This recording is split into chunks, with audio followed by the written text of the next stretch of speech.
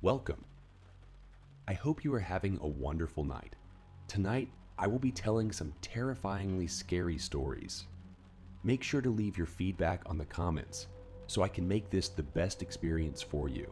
And if you have any stories you would like me to tell, you can send them through the link in the description. I hope you are warm and ready. Let's begin.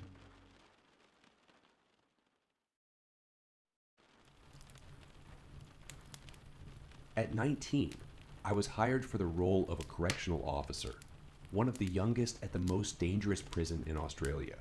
For 40 years, I worked there, day in and day out, navigating the unimaginable toll it took on my mind. Among the chaos and violence, one supernatural encounter stands out as the most horrifying thing I've ever witnessed. It was a night shift, and as the tiredness settled in, I saw a figure move outside the unit. At first, I dismissed it as sleep deprivation, but when it returned to its original spot, a sense of unease washed over me. I peered through the darkness, trying to make sense of the shadowy presence. I decided to flip on the outside lights, only to find nothing there, just me and my own heavy breathing. My supervisor radioed in, having seen the lights go on. I mentioned the figure I had seen, expecting a dismissive response, but instead, she warned me about the night crazies, suggesting there was something more to it. Later that night, alone in the unit, I heard a tapping sound coming from an unoccupied cell. At first, I brushed it off, but when the scraping started, like nails on a blackboard, panic took hold. I hesitated, but ultimately decided to investigate, against all instincts screaming at me to stop. Stepping into the dimly lit cell, I saw it, a crouched humanoid figure with sickly green, gray skin, twisted limbs, and knees bent unnaturally. It paid me no attention as it dragged its fingers down the concrete wall. Fear paralyzed me as it started to stand. But before I could see its face, darkness enveloped the room. The door had shut, trapping me inside. I crumbled to the floor, screaming for what felt like an eternity. When my unit partner finally opened the door, I was sent home early, but the incident was never acknowledged. Months later, I delved into the prison's dark history. It was known for its brutality, torture, and riots. In my research, I stumbled upon a diary entry from a prisoner of that time. His haunting words confirmed the malevolence that still lingered within those walls. The diary said, "The walls we tap to make song are the same walls we scratch. Our nights are loops, and our hunger destroys our truce. They break our legs, and for daylight we beg. Instead, they stretch out our necks with their noose." Those words etched themselves into my mind, solidifying the connection between the supernatural entity I encountered and the prison's dark past. I left that job behind me, haunted by the memories of what I had witnessed. The prison's secrets remain buried within its walls, a constant reminder of the horrors that can't be easily explained. Let me share a story with you, a personal experience that left me shaken to the core. You see, I'm a 22-year-old medical technician, working in the field, traveling from one facility to another, providing care to the elderly. My job takes me to various assisted living facilities, skilled nursing homes, and independent living communities scattered across the state. It's an unpredictable routine, often involving long drives that can stretch for hours, sometimes late into the night. I'm not one to complain though. Growing up, my parents would embark on long journeys without hesitation, making my current travel distances seem trivial. And so I've grown accustomed to the road, regardless of how far it takes me. However, I never anticipated the events that unfolded on one particular evening. It was a winter evening, dark by 6 p.m., as it usually is up north. The day had come to an end, and I was yearning for my bed. My team and I called it a day, and I set off on my hour and 45-minute drive back home. The first half hour was smooth sailing, a familiar path through town and along the highway. I found solace in the ambient tones of lofi music, using it as my meditative escape. Suddenly, as I continued along the highway, a chilling sight awaited me. A massive pileup, a collision involving multiple vehicles. Realizing it would delay my journey, I decided to take an exit off the highway, intending to find an alternate route that would lead me home quicker. The detour led me through a town that seemed almost forgotten, as if inhabited by only a handful of people. Dilapidated buildings, worn-out roads. Evidence of a community on the brink of collapse. I pressed on, driving cautiously at a speed that wouldn't strain my car's tires and suspension. Despite the eerie atmosphere, I didn't let my mind wander into the realm of fear. After all, I had grown up surrounded by forests, finding them serene rather than foreboding. Moving at a pace of 15 to 20 miles per hour, with my headlights illuminating the path ahead, I passed by a fire department building engulfed by bare trees. Suddenly, a loud thump echoed from the roof of my car, jolting my nerves. I quickly pulled over into the parking lot of the abandoned fire department, anxious to assess the damage. To my surprise, upon inspection, there was no sign of any impact or fallen object. Puzzled, I attributed it to the possibility of a winged creature brushing against the car and resumed my journey. Albeit shaken, silence enveloped me as I settled back into the driver's seat, still rattled by the unexplained noise. That's when a blood-curdling shriek pierced the air, forcing me to lock my car doors in a state of panic. With adrenaline coursing through my veins, I accelerated, desperate to distance myself from whatever source produced that unnerving sound. Trying to regain composure, I repeated to myself that it was probably just a bobcat, their cries resembling a woman's scream. But my trembling hands and tear-filled eyes revealed the truth. I was terrified. Determined to leave the unsettling town behind, I pressed harder on the accelerator and increased my speed to a more comfortable 35 miles per hour. My car rattled slightly as I pushed it, knowing that I would give it a thorough wash and care later as an apology for the rough treatment. Another mile passed through that desolate town, and I was just a few miles away from the highway exit, my mind slowly calming down. I berated myself for being so easily frightened by mere animals. "You're being ridiculous," I muttered to myself, trying to convince my racing heart that there was nothing to fear.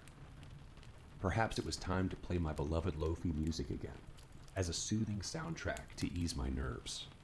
I reached for my phone on the passenger seat, ready to resume the familiar melodies. In that split second, something darted across the beam of my headlights, causing me to scream and slam on the brakes instinctively, even though it was far away. My reaction was purely driven by fear, my eyes blurred with tears, goosebumps covering my entire body, and my hands gripped the steering wheel so tightly that I left marks on it. I swerved onto the highway, continuing at an alarming speed of 80 miles per hour for a while, before finally pulling over to the side. Overcome by uncontrollable sobs, I reached for my phone and dialed my father's number, tears streaming down my face. He answered immediately, concern evident in his voice as he tried to understand my distressed state. Through choked words, I relayed every detail, describing the encounter as a man in some scary monster costume. My father insisted that I report it to the police, despite my reluctance. I was already a nervous wreck, and the thought of revisiting that nightmarish place or explaining the situation to someone else seemed unbearable. Nevertheless, I followed his advice and made the call. "I saw a man in a costume in the town back there off the exit," I told the police, my voice trembling. After a series of questions, they assured me they would investigate the matter and let me continue on my way. It's been about a month since that incident, and I'm gradually recovering. As long as I'm inside my car, I feel safe. But the moment I step outside in the dark, even for the short walk from my front door to the driveway, I'm overwhelmed with shaking and anxiety. The events of that night have left an indelible mark on me, a reminder of the unknown and the fear that can lurk in the darkness. And so, dear listeners, That is the story of my chilling encounter in that desolate town, whether it was a mere figment of my imagination or something more sinister. I cannot say for certain. But one thing remains clear. The fear and unease I experienced that night will forever linger in my memory. So be cautious as you travel through the unknown, and remember to trust your instincts when they whisper warnings in your ear. For sometimes, even the most ordinary of journeys can lead us to the most extraordinary and terrifying of encounters. It'd probably be wise to explain a little bit about this house. Early in the 90s, my parents moved from their original city to the new city, with my mother pregnant with my younger brother. When shown the home, my parents took note that nothing was out of the ordinary, but the showing was rather brief, and they were also in a little bit of a hurry. They soon decided to rent the house and moved in. To their dismay, they found the basement filled to the brim with markings all over the walls and ceiling floorboards. Nazi symbolism and what my mother described as witches' circles or demonic markings adorned the walls, along with a few Ouija boards etched into them. They complained and had the basement cleaned, repainted, and fixed, but continued to stay for the duration of my childhood. The first occurrences happened when I was between the ages of 5 and 9 years old, continuing for the entire 4 years.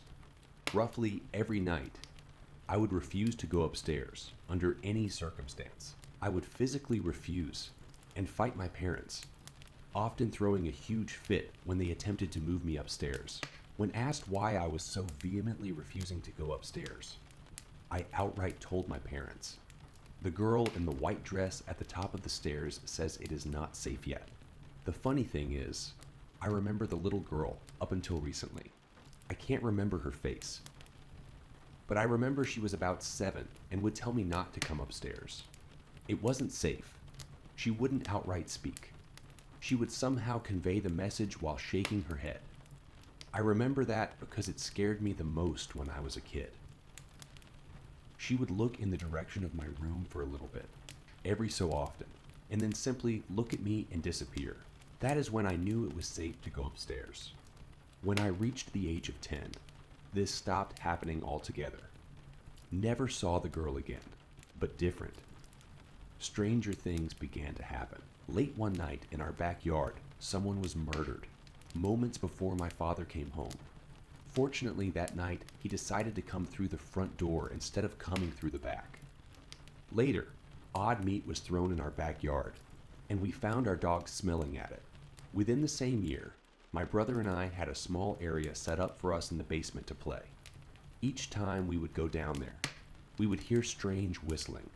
This whistling was very similar to a human whistling, a tune, while doing busy work, but was often eerie. For an entire year, my brother and I were trying to find the source of the whistle, and when we found it, we were terrified. We followed it behind the furnace, and there, we found a shadow, similar to a human shadow, cast upon the wall. It was tall. It had a hat, no features, just like a normal shadow.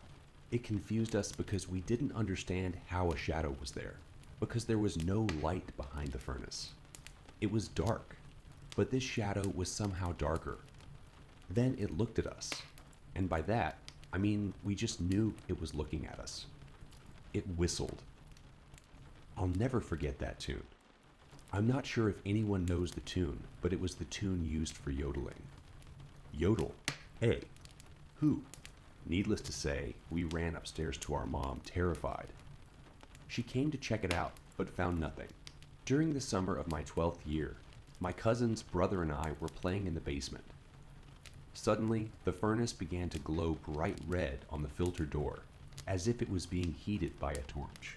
It grew to encompass the entire door before receding and leaving a bluish green stain behind. A few months later, we moved out of that house. But even now, I still dream about it. Weird, lucid dreams where I can never really go into the basement, and sometimes I can't even enter the house. But it always seems different.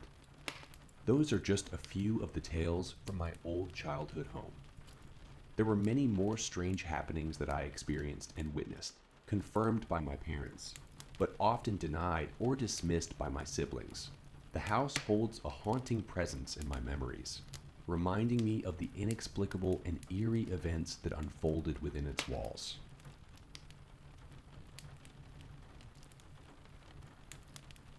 It was a Saturday night, May 29th, and my two close friends and I were out for our usual nighttime drive along a secluded road. This road held a sense of adventure for us, often leading us to local parks where we would stroll, chat, and enjoy the tranquility. Little did we know that this particular night would be unlike any other. Around 2 a.m., we decided to stop by a newly built playground situated in a field. Intrigued by its presence, we parked the car with the high beams illuminating the area, providing us with visibility. As we kicked around a soccer ball, laughter and conversation filled the air, amplified by the peculiar ambiance of the late hour. Bored with our game, we turned our attention to the playground itself. The centerpiece was a castle-like structure surrounded by various balance obstacles. We approached it leisurely, relishing the interplay of shadows cast by our figures on the castle, heightening the sense of mystery. But as I took a step closer to the castle, an unexpected scent wafted towards us, the unmistakable odor of cigarette smoke. I called out to my friends, and they too detected the scent. Half jokingly, I suggested the possibility of someone smoking nearby, sending shivers down our spines. We hastily retreated to the car, giggling nervously as we exchanged comments about the eerie encounter. Once inside the car, one of my friends proposed driving around the playground to investigate further, intrigued by the mystery. I maneuvered the car in a sweeping motion, scanning the area from right to left. Nothing seemed out of the ordinary. However, we realized that we had left the soccer ball behind, prompting us to return once more for a final sweep before leaving. I parked the car, its high beams aimed at the playground. We sat there, engrossed in our phones for a brief moment before it happened. My friend seated in the back seat caught sight of it first, starting to utter a sentence that was abruptly cut off. I followed their gaze and froze. Beneath the wooden beams of the castle, a blurry red circle with a white center appeared, moving in a manner resembling a figure. The sight defied comprehension. In that heart-stopping moment, fear engulfed us, prompting me to slam the car into reverse and spin around in a panic. The terror that seized me was unlike anything I had ever experienced. As we sped away, our screams filled the night air, gradually subsiding as we attempted to make sense of what we had witnessed. Was it some homeless person seeking solace under the playground? Seeking closure, we decided to drive past once more, hoping for a rational explanation. The tension heightened as we approached the playground, and I turned onto the road leading to the parking lot. With a glance, my high beams briefly illuminated a man walking on the roadside. He wore a full sweat clothing outfit, a hood covering a baseball hat, and carried a Swiss Army backpack.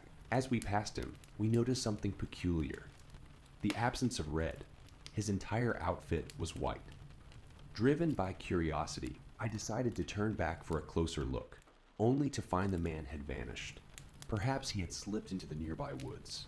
With a mixture of excitement and unease, we continued our journey back to my friend's house, the encounter lingering in our minds.